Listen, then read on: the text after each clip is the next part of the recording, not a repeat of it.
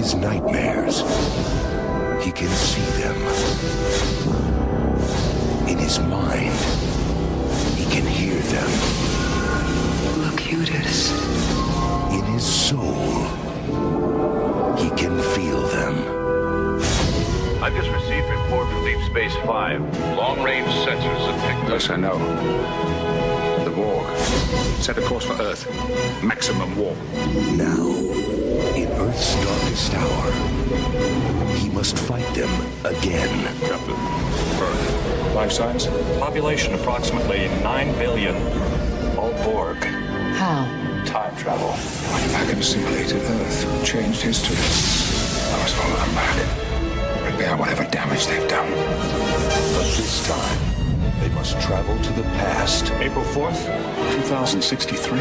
to save our future. You're all astronauts on some kind of Star Trek. They invade our space, and we fall back. They assimilate entire worlds, and we fall back. Not again. The line must be drawn here. Looks like the control deck's 26 up to 11. Mr. Data and I are returning to the ship. Don't let them touch you! Captain! Data! We must activate the auto-destruct sequence. You want to destroy the ship and run away, you coward. If you were any other man, I would kill you where you stand. Let's rock and roll! Destroy them. Watch your futures end. Our shields and our weapons are gone. Resistance is futile. Perhaps today is a good day to die. John, look, blow up the damn ship! We are not going to lose the Enterprise. Not to the Borg, not while I'm in command. Star Trek, First Contact.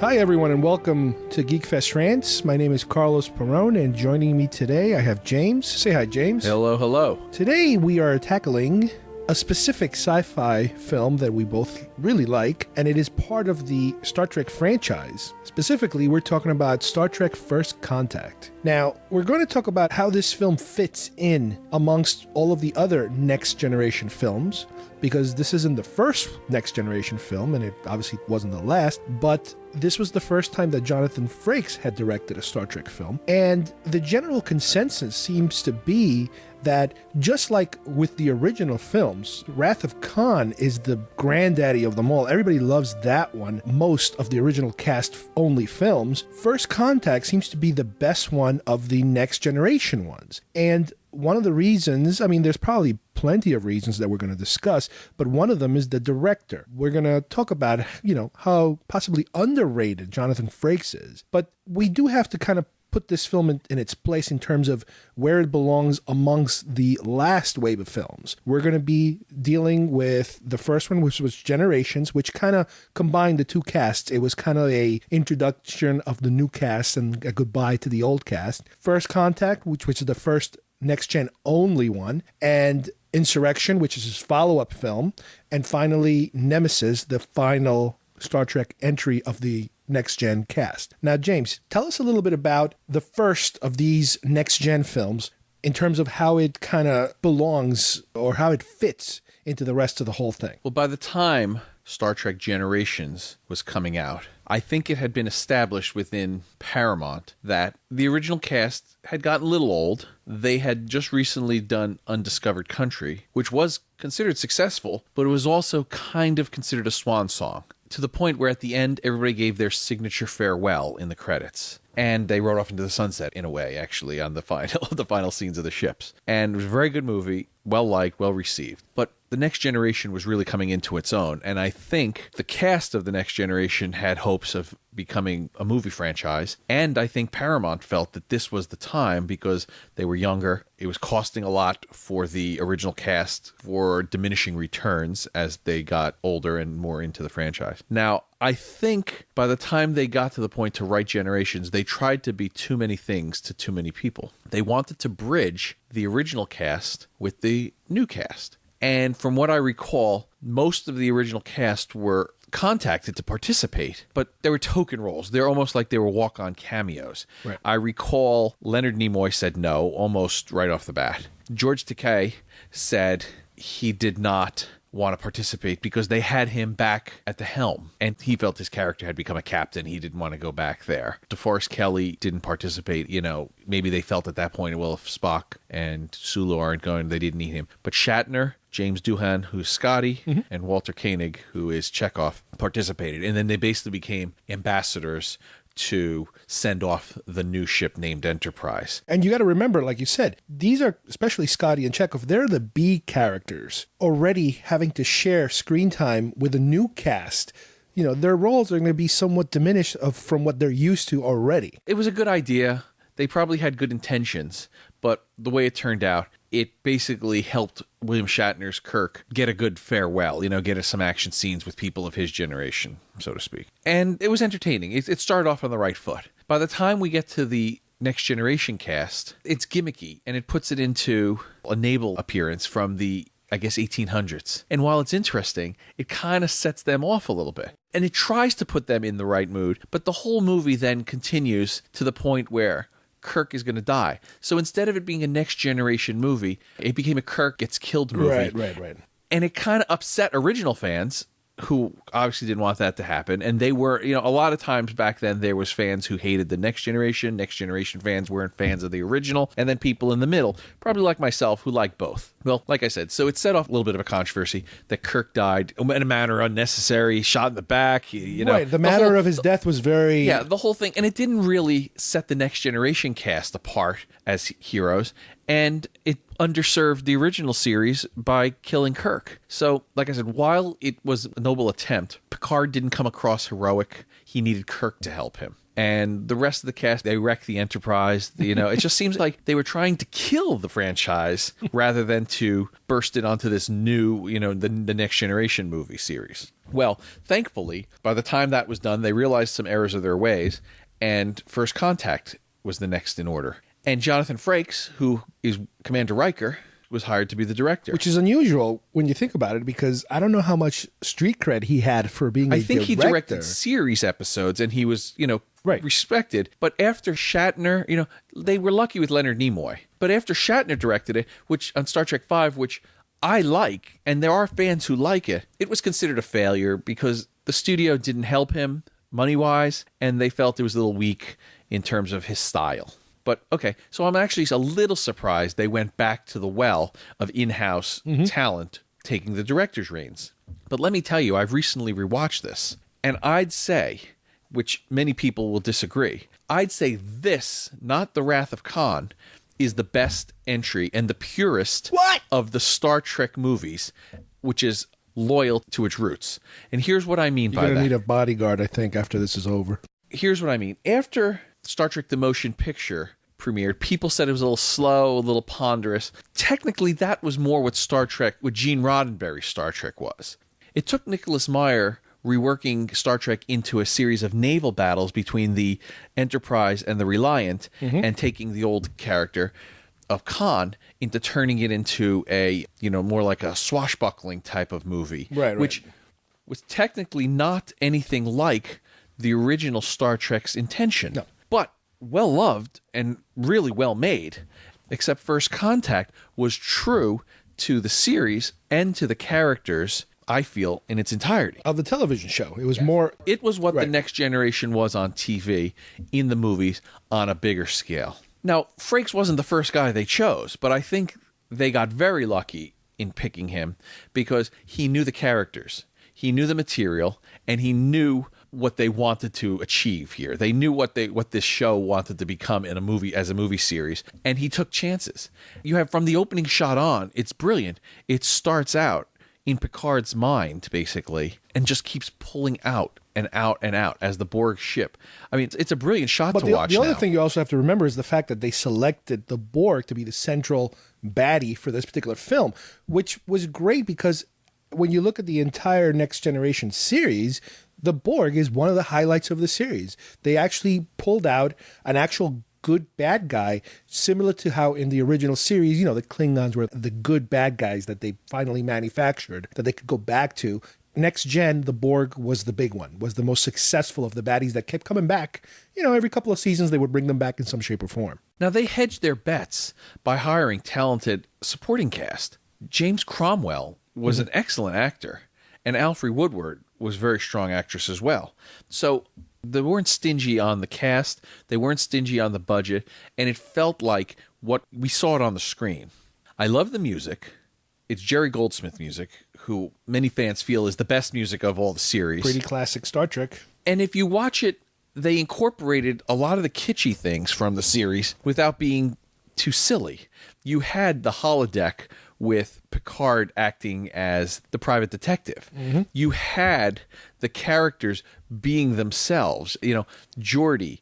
You even had Barclay in there. And they worked Worf into it, which at the time... Worf was a cast member on was on TV. A different show now. So it's almost like they took time and they went through every little bit of this script. Plus, they weren't sharing the screen with anyone else. Exactly. This was the first time there was a Star Trek movie without the original cast. And by the end, it rings true. It fits. And you're not disappointed. And it creates a period of time of history of Star Trek that we didn't know about. We had only heard about the first contact. But you get wonderful characters. But off the bat, that first battle they're remembering, that encounter with the Borg, and they're fighting and shooting it all, it was a great opening sequence. Exactly. And the new Enterprise was wonderful. It really looked good. And I sound like I'm gushing, but I really think it had to do with Frakes. And he guided these people. This wasn't somebody from outside. This wasn't the studio was going to tell him how to do Star Trek. He knew, they gave him free reins, and it was written by people who had worked on Ron Moore, who later went to battle. This was probably his coup de grace.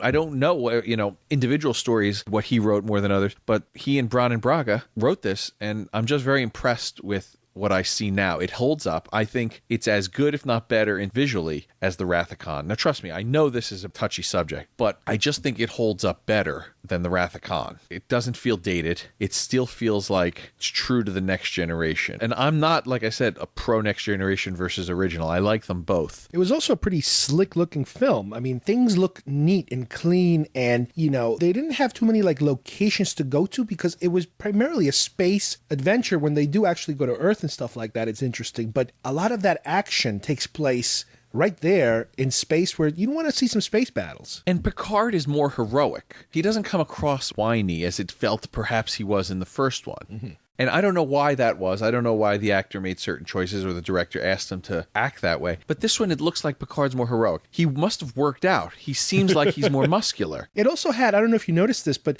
the sequence in the film where they're kind of trying to retake their ship back, it almost had a little bit of a Die Hardy feel to it of, having to, because it's your ship, where to hide and where to go and how to become unnoticed around there and surprise the bad guys and that sort of thing. That was kind of neat too. And it made use of the psychological problems Picard had after. If you had watched the series, right, it tied it in. His character dealt with psychological side effects of being overtaken and almost assimilated by the Borg. It didn't try to say, oh, well, this is why he's like this. It picked up with the action. It was hoped that you knew where this was coming from and where his motivations were coming from, and it utilized them in the film. So it was a successful movie. It was considered the best of the Next Generation movies. Most people would probably put it in the top 3 or 4. I'm putting it at number 1. The other thing I remember that I liked was the whole Queen Borg sequence at the end where Data has to confront the Queen, and even Picard is there at one point, and they showed you this special effects sequence where they kind of lower her torso into the robotic body, and it was really freaky looking, but it worked. You know, it was really bizarre. It gave another dimension to the Borg.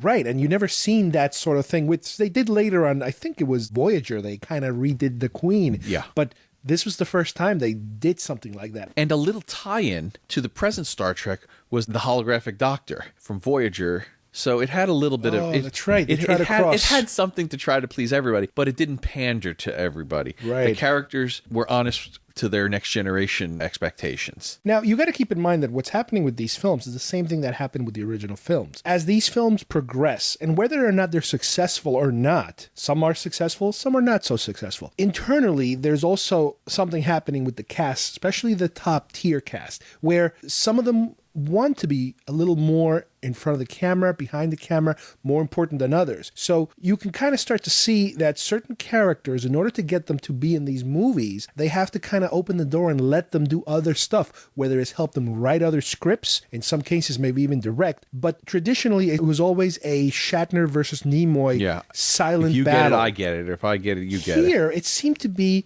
because Stewart already had a reputation for being a great actor, Frakes' stock went up when he directed this film. The person that always seemed to be left behind a little bit is Brent Spiner. And it always seemed to be this thing where it's like, will he do another one? He always seemed to be like the one who was holding out to... Like he had anything better to do. And he became the third banana, kind of like McCoy became the third banana, but I think he wanted to be a little more important and more, essential. That gets dealt with 2 movies on. So after this one is considered a success, Frakes gets to direct the next one, which is called Insurrection. And I think with this one, they tried to get smart with themselves and they tried to make it more political intrigue. And I'm sure there were budgetary problems again, because what I recall reading about and what we saw were slightly different.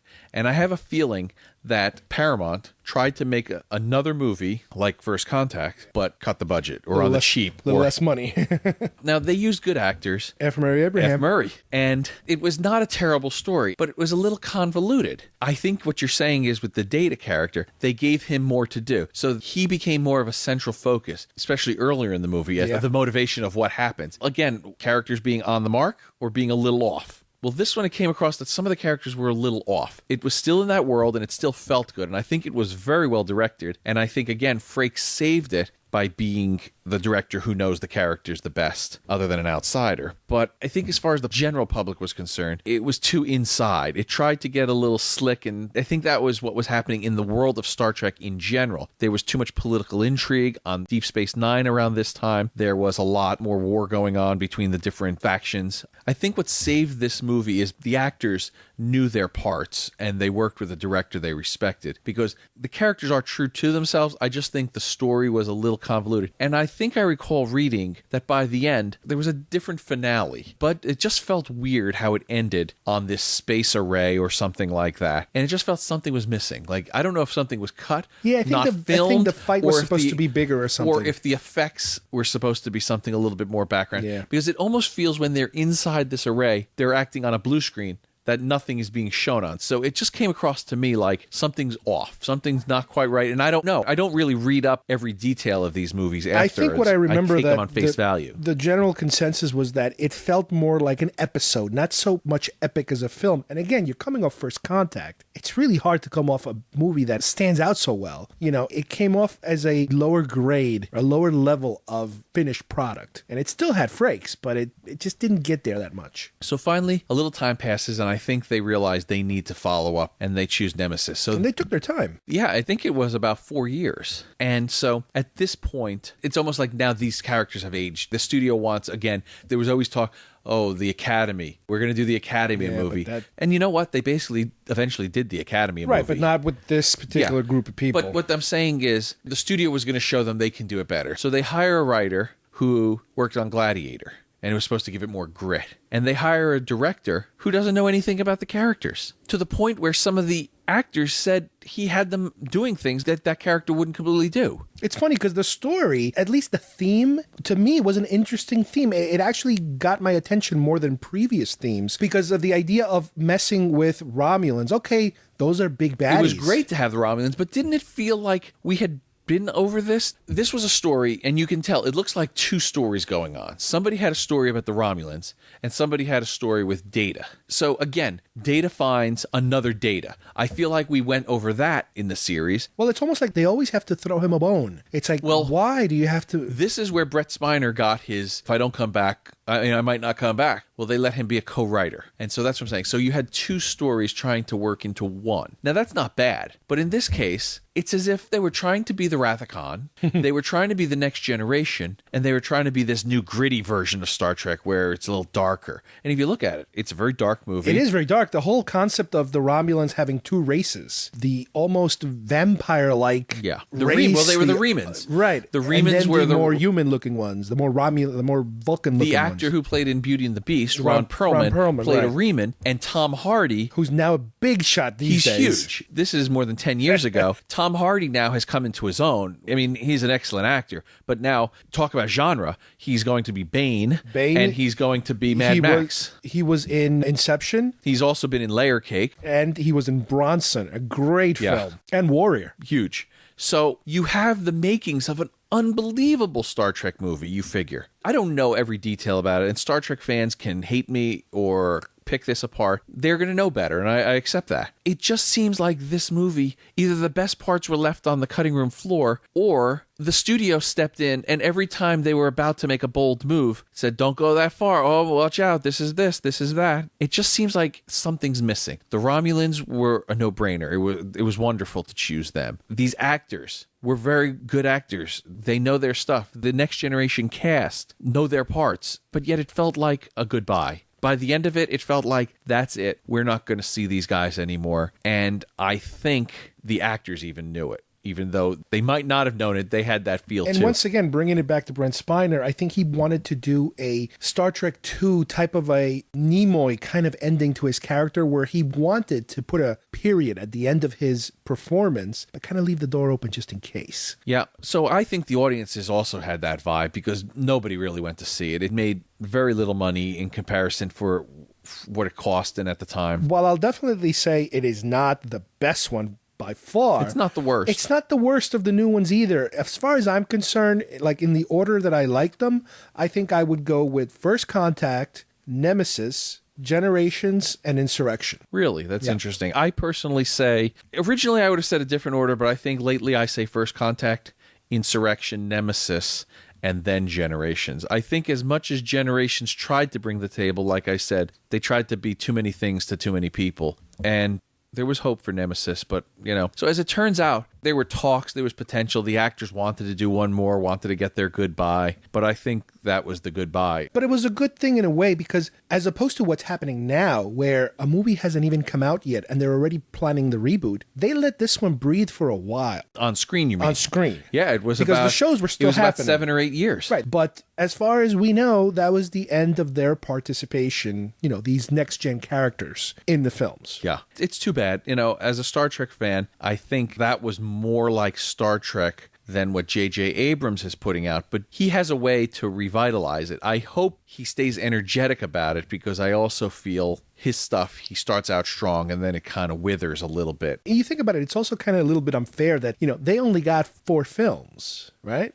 I think the original cast got 6 I think films. as a fan, they had one more film in them, but it just never happened. Right. And obviously, maybe if the TV shows would have been more successful, it might have boosted people's interest a little in continuing. But I'll bet you at that point, you always run the risk of, well, you know what? People don't want to see these old guys anymore. They want to see the new cast. So maybe they would have focused more on, DS9 people or Well, there was always talk Voyager about that. people. Are those guys going to... I never felt they were that was strong enough, but it was worth a I movie. wasn't as big of a fan. But I guess the Next Generation got their goodbye. Unfortunately, it was on Enterprise, where they brought back Frakes and they had and a Troy, couple of and they had the final episode of Enterprise involving Riker and Troy. And I know a lot of Enterprise fans were disappointed about that, and a lot of Star Trek fans were let down. But I still say Jonathan Frakes serves Star Trek very well, and I think that's my favorite movie. Yeah, that's a good point. And again, I will agree as far as the next gen goes. That is my favorite of the next gen group. Let's see what happens in the future. I mean, I don't know if they'll ever get back to doing another television series. It's funny because it's hard to believe from the mid 80s into the early 2000s, there was always a Star Trek TV show in some shape or form. And now we're only kind of living off what can possibly come out of movies. And I don't think not only is it feasible, but it's just not the type of thing to do where you cannot bring any of these old characters in any shape or form into the future movies unless they do exactly what they did in the J.J. Abrams, where you do the time travel hook. Because if you do the time travel hook, you can get away with murder these days. Or make Shatner another character of some type. But I'm not even talking about Shatner. I'm talking about next gen people even. Well, here's my hope. Sneak them in. Wrapping this up, here's my hope. Within 2012, the Next Generation will be remastered and brought into the Blu-ray world. So effects will be redone or updated, and maybe a new generation of people will get to see the Next Generation in a better way than on Sci-Fi Channel or wherever it's been. Know. And here's my hope. Even though I think Star Trek now is dominated by the J.J. Abrams world, and I think that's where Paramount wants to go, that's what they think is, I'm hoping that maybe the resurgence of the Next Generation series on Blu-ray will maybe bring to people's attention in Paramount that these people are still out there and available, and we still might be willing to watch it. And I think there was a little thing left, just like you said, with Data in Nemesis. I think the fact that Riker was going off to captain his own ship, I think they gave themselves a little out there as well for a future. And I think there's been books on the Adventures of the Titan, and I imagine that's still something, Frakes is still walking. So, I mean, he could still be the captain of his ship. No, that's I'd the watch thing. it. I'd like to see something like that. That's the thing. I wouldn't be surprised if one day, after, let's say, 2 or 3 of these Star Trek films come out and they continue to be successful, let's say, somebody says, you know what, let's do a series again. And then all of a sudden they have a series going, whoever the cast, whatever the time period, and all of a sudden they'll be like, you know what, we need an older looking character to be a recurring character. Whether it is an original character or a new character, I wouldn't be surprised if they dig up some of these older, whether original cast or Next Gen or DS9 or whatever, and they're like, okay, Frakes or Worf or whoever played Wesley, they can come in and have a role, and the older fans are like, yeah, that's the guy I remember. But, something just occurred to me as you said this. Like in Galactica. Yeah, something just occurred to me as you discussed this. This J.J. Abrams world is a kind of like a new world. It's assumed that many of these same characters will exist, kind of like the mirror universe. What says, somehow further down, since times have changed slightly, a Riker or a Picard or their ancestor of some sort doesn't make an appearance sooner? Yeah. I don't know. Did Riker have a father? Did Riker's father ever serve? That's one of the best things about reboots is that you make your own rules and anything could happen. And so it could, like you said, it could please fans like us who happen to be fans of the Next Generation, and it can also fit into the new worlds of the Remember, Star Trek was dead and buried for years. And then somebody wanted it back and they brought it back. And they brought all their people back with them. You never know what could happen. And now they have so many more people to pick from. So I think that pretty much wraps it up. I would like to thank James for joining us in today's First Contact examination, probe, if you will. Probe. There you go. There's a Star Trek term. Thank you, James. And I would like to thank everyone for joining us this time around. And we'll hopefully see you again soon here on Geekfest Rants. Bye-bye, everybody. This is not about revenge. Liar! This is about saving the future of humanity. Jean-Luc, blow up the damn ship! No! No!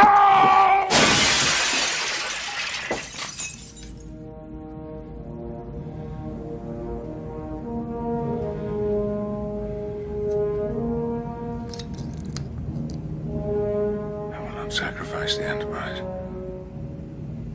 We've made too many compromises already. Too many retreats. They invade our space, and we fall back. They assimilate entire worlds, and we fall back. Not again. The line must be drawn here. This far, no farther.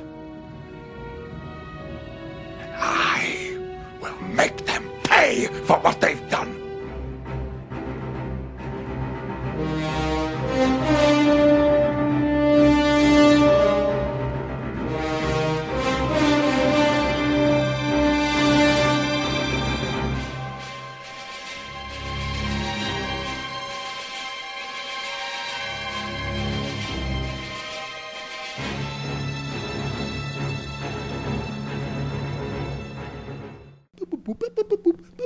Stop.